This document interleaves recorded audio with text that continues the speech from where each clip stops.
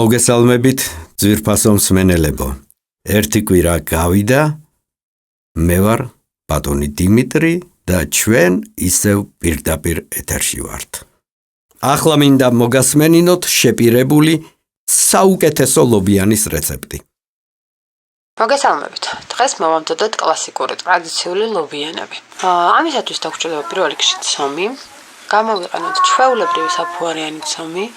800 გრამი ფქვილი დაგვრჩება, 1 სუფრის კოვზი საფუარი, 1 ჩაის კოვზი შაქარი და მარილი კოვზნახევარი. ასევე 9 ლიტრი თბილი წყალი.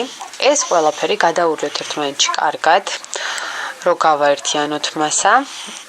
ფქვილი ბოლომდე გამოიყენეთ, 800 გრამზე მეტი ფქვილი არ დაგჭირდებათ. ბოლოს უნდა ჩაზიალოთ ზეთით, თვალის ზომით უნდა აკონტროლოთ ზეთის ნორმა.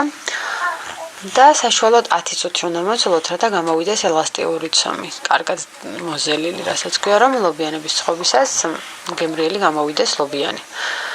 ჩვენი მოზელილი ცომი დაასვენეთ, გადააკარით პარკი და გააჩერეთ ბლადგლას, რათა აფხუდეს.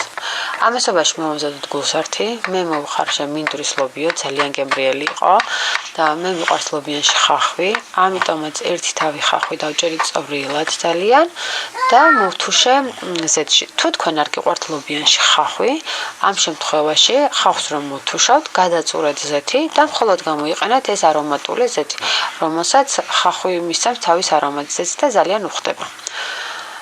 ასევე უნდა დავუმატოთ მარილი და პილპილი გემოვნებით. მე ამ შემთხვევაში სხვა დამატებითი არანაირი სუნელი არ გამომიყენებია. და მოუზილე ესეც კარგად უნდა გადაურიოთ ერთმანეთში, რომ ერთგვაროვანი მასა მიიღოთ. და გეტყვით ერთ საიდუმლოს, გული არ დაგეშლებათ, ცალ-ცალკე არ წავა, თუ ლობიოსთან ერთად მოხარშავთ ერთ კარტოფილს და გაატარებთ ამ კარტოფილს საერთო მასაში გადაურეთ. იქნება ერთგვაროვანი მასა. მადლობა ყურადღებისთვის, ნახვამდის.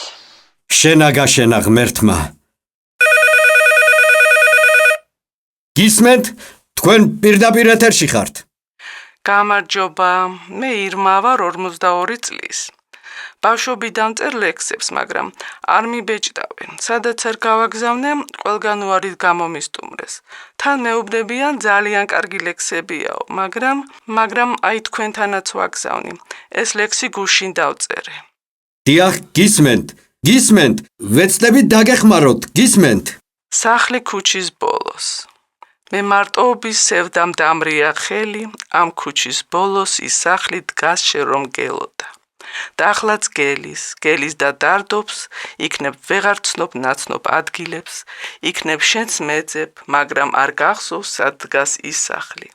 ამ სახლს კი ახსოვს ყველაფერი, შენი თვალები, შენი ხელები, მას შემდეგ ბევრი გავიდა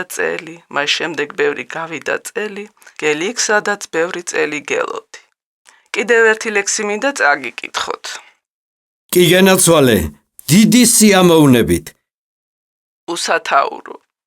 ორი პატარა გოგო ეზოში დახტის ახლა. მახსოვს მეც მქონდა ერთ დროს სწორედ ასეთი კაბა, მთელი ქვეყანა ჩემი მეცხომ მეგონა ალბათ. მერე თანდათან თითქოს სულ ყველაფერი გაქრა, ორი პატარა გოგო ეზოში დახტის ახლა. მახსოვს მეც მქონდა ერთ დროს სწორედ ასეთი კაბა. დიდი მადლობა, რომ ჩემი ლექსი ეთერში გაუშვით.